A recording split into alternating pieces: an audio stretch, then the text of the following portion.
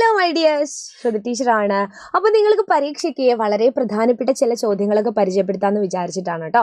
അപ്പോൾ നോക്കാം, നമ്മളോട് കവിതാ പൂരണം അല്ലെങ്കിൽ കവിത എഴുതുക, കവിത പൂർത്തിയാക്കുക എന്നീ ചോദ്യങ്ങളൊക്കെ ഉണ്ടാവും. അപ്പോൾ മക്കൾ എന്ത് ചെയ്യണം? നല്ല വൃത്തിയിൽ നിങ്ങളുടെ ഭാവനയ്ക്കനുസരിച്ച് കവിത പൂർത്തിയാക്കണം. ഒരു മുൻവർഷ ചോദ്യമാണേ. വിവിധ വർണ്ണങ്ങളുടെ പൂന്തോട്ടങ്ങളെ നിങ്ങൾ കണ്ടിട്ടില്ലേ? മനോഹരമായ പൂന്തോട്ടം നിങ്ങൾക്ക് ഇഷ്ടമല്ലേ? പൂന്തോട്ടത്തെക്കുറിച്ച് ഒരു കവിത എഴുതുക അല്ലേ? ഒരു കവിത എഴുതുക, തലക്കെട്ടും കൊടുക്കണേ എന്നാണ്. അപ്പോൾ ഇഷ്ടമുള്ള രീതിയിൽ നിങ്ങൾക്ക് കവിത എഴുതാം. അതായത് ഒരു പൂന്തോട്ടം നിങ്ങൾ കണ്ടിട്ടുണ്ടെങ്കിൽ ആ രീതിയിൽ എന്തൊക്കെയാണ് പൂന്തോട്ടത്തിൽ ഉണ്ടാവുന്നതെന്നൊക്കെ നിങ്ങളുടെ ഭാവനയ്ക്കനുസരിച്ച് കവിത എഴുതാം കേട്ടോ.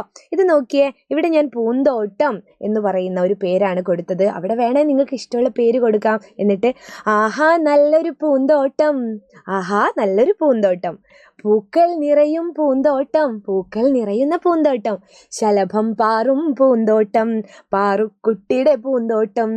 ഞാൻ വെറുതെ ഒരു പേരൊക്കെ കൊടുത്തതാണ്, പാറുക്കുട്ടിയുടെ പൂന്തോട്ടം. ഇനിയിപ്പോൾ നിങ്ങൾക്ക് നിങ്ങളുടെ പേരാണ് കൊടുക്കേണ്ടെങ്കിൽ ആ പേര് കൊടുക്കാം.